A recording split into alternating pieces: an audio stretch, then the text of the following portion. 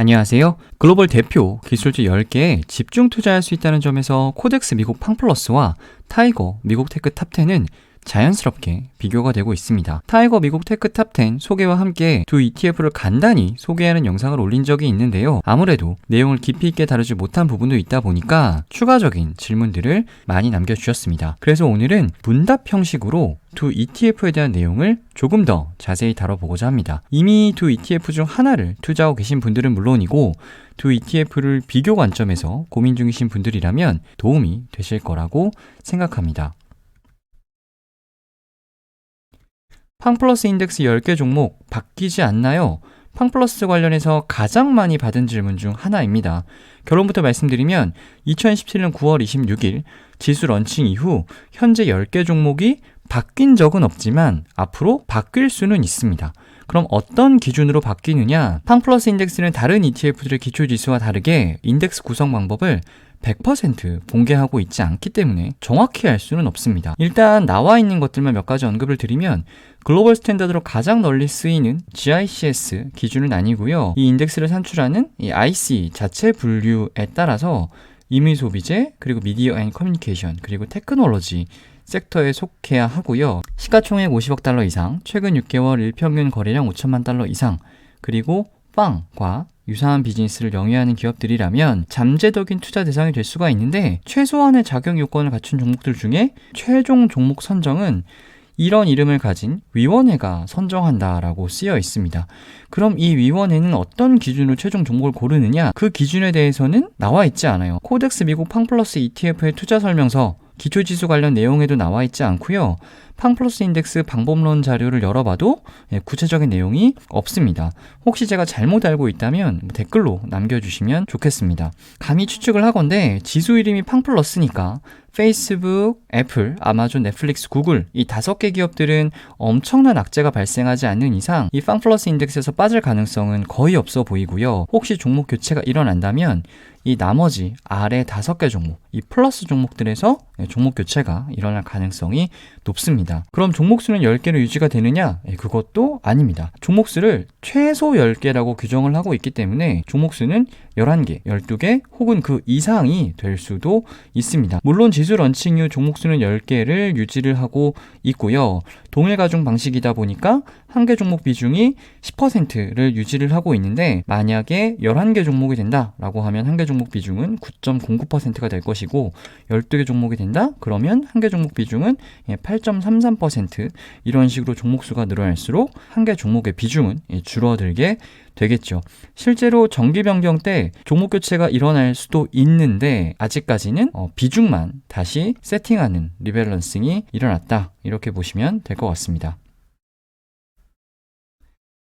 반면에 미국 테크 탑10 지수는 기준이 너무나 명확합니다. 나스닥 상장 종목, 그리고 테크 오리엔티드 기업이고 시가총액 상위 10개 이 세 가지로 구성한다라고 명시가 되어 있어요. 테크 오리엔티드 기업이란 이런 기업들이다 라고 부연 설명을 하고 있고요. 이 이상의 설명은 타이거 미국 테크 탑10 투자 설명서에는 없는데 US 테크 탑10 인덱스 방법론을 조금 더 들여다보면 이렇게 자세히 부연 설명을 해주고 있습니다. 제가 이전 영상에서 미국 테크 탑10 ETF를 소개해드리면서 나스닥 시장 자체가 기술주가 주로 상장한 시장이기 때문에 나스닥 100 시가총액 상위 10개 종목에 투자한다고 이해해도 무방하다라는 말씀을 드렸었는데 현재 기준으로는 맞는 말이긴 한데요.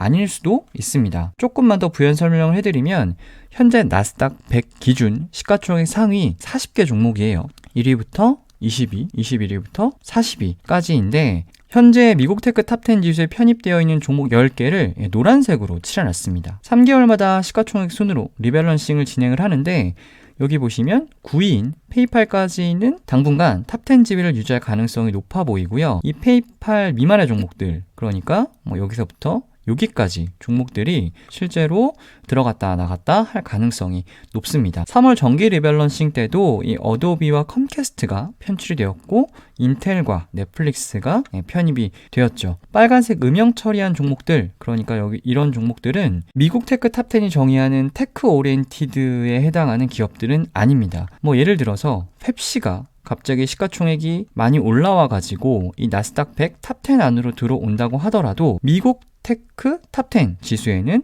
들어올 수가 없겠죠.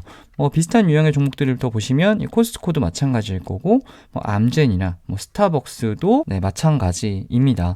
바이오테크도 테크 아니냐 이렇게 질문하실 수도 있는데 이 표를 다시 보여드리면 미국 테크 탑10이 정의하는 테크에는 바이오테크는 들어가지 않습니다. 코덱스 미국 팡플러스는 미국 테크 탑10과 달리 환해지를 실시를 합니다.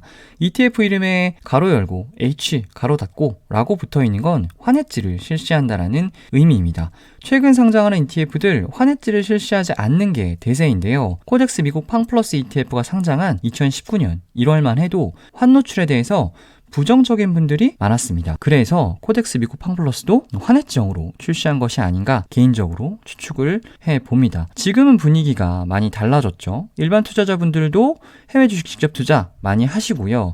환율에 대한 이해가 굉장히 높아졌습니다. 특히 달러 같은 경우는 안전자산이라는 인식이 강해서 해지를 하지 않는 게 오히려 낫다라고 생각하시는 분들도 많아진 것 같아요.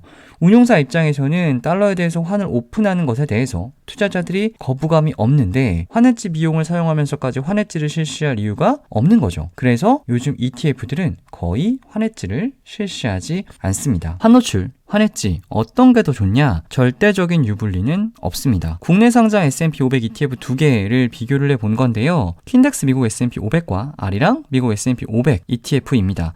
ETF 이름에서도 알 수 있듯이 아리랑 S&P 500은 환해지를 실시를 하고요. 킨덱스는 환해지를 실시를 하지 않죠. 2020년 8월 4일부터 2021년 4월 27일까지 누적 성과 차트를 그려본 건데 동일한 기초지수를 추정한다라고 믿기 어려울 만큼 환해지 유무에 따라서 성과 차이가 이렇게나 벌어져 있습니다. 오른쪽은 동일 기간의 원달러 환율 차트를 그려본 건데요. 이 성과 차이를 유발한 것은 바로 환율이지요.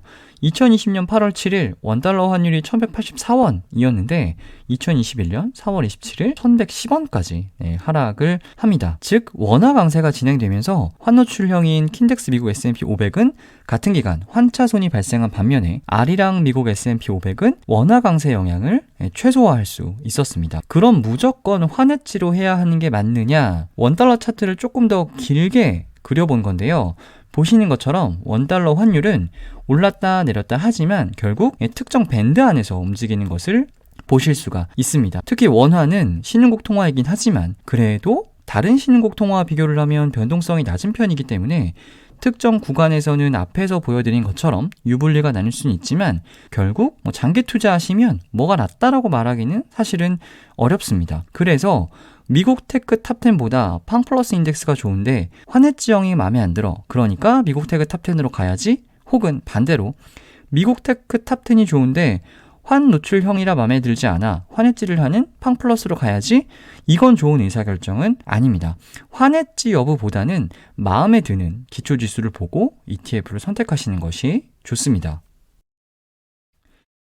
타이거 미국 테크 탑10의 기초지수는 INDXX US 테크 탑10인데요.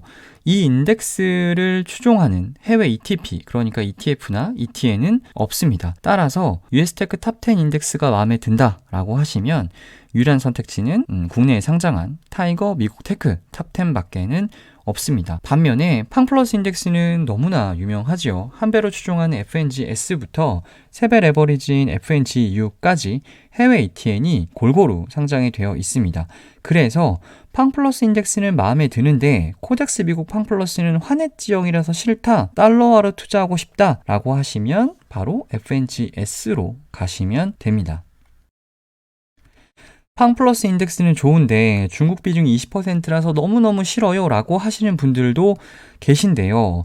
지금은 중국 기업에 대한 투자 심리가 너무너무 안 좋지만 한 가지 확실하게 말씀드릴 수가 있는 건 지금의 팡플러스가 있기까지 이 중국 두 종목의 공이 매우 컸다라는 겁니다. 팡플러스 인덱스 런칭일이 2017년 9월 26일인데 2017년 9월 26일부터 2021년 4월 27일까지의 기간 수익률 계산을 해보면 사실 바이두나 알리바바가 나머지 8개 종목에 비해서 수익률이 좋은 편은 아닙니다. 특히 바이두 같은 경우는 형편없었어요.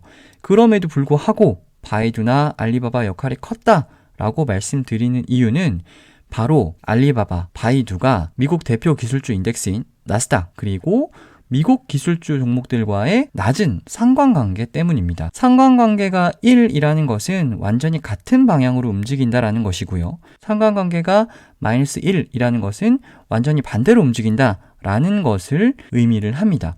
표를 보면서 조금 더 자세히 말씀드리면 애플과 애플은 당연히 상관관계가 1이겠죠. 애플과 나스닥의 상관관계는 0.98입니다. 아마존도 나스닥과 상관관계가 0.94, 구글도 나스닥과 상관관계가 0.974로 매우 높죠. 페이스북, 애플, 아마존, 구글은 그냥 나스닥과 한 몸이라고 보시면 됩니다. 그런데 바이두와 알리바바는 기술주임에도 불구하고 상관관계가 상대적으로 낮습니다. 알리바바는 보시면 나스닥과 상관관계가 0.82이고요. 바이두는 심지어 음의 상관관계를 보입니다. 알리바바와 바이두는 나스닥 지수뿐만 아니라 나머지 종목들과 상관관계를 비교해봐도 상당히 낮아요. 조금 더 예를 들어 드리면 애플과 아마존은 상관관계가 0.953입니다. 애플과 구글은 0.934이죠. 그런데 알리바바와 애플은 0.951로 높은 편이긴 한데 나머지 페이스북, 아마존, 구글, 넷플릭스, 트위터 이런 종목들과 비교를 보면 상관관계가 상당히 낮은 것을 볼 수가 있습니다. 바이두 역시 마찬가지. 나스닥 시장뿐만 아니라 개별 종목들과 비교를 해봐도 음의 상관관계를 보이는 종목들도 있고 양의 상관관계를 보인다고 하더라도 상당히 낮은 수준인 것을 볼 수가 있죠. 미국 테크 탑10이 나스닥 100과 차별화된 움직임을 보이지 못하는 반면에 팡플러스 인덱스는 나스닥 100 지수와 차별화된 흐름을 가져갈 수 있는 가장 큰 이유 중 하나가 바로 중국 20%의 영향이 분명히 있습니다. 글로벌 주식시장이 동조화되어 있다고는 하지만 선진국과 신흥국은 차별화된 흐름을 보이는 구간들이 분명히 있어요. 그런데 팡플러스 인덱스에 투자를 하시면 중국 20%를 통해서 신흥국에 투자하는 효과를 누릴 수가 있기 때문에 자연스럽게 신흥국과 선진국의 분산 투자를 하게 되는 겁니다. 개인적으로 팡플러스 인덱스가 미국 테크 탑10과 가장 차별화된 포인트를 딱 두 개만 꼽으라고 하시면 첫 번째는 동일 비중 10%, 그리고 두 번째가 바로 중국 20%라고 생각을 합니다. 중국을 너무 나쁘게만 보지 않으셨으면 좋겠고요.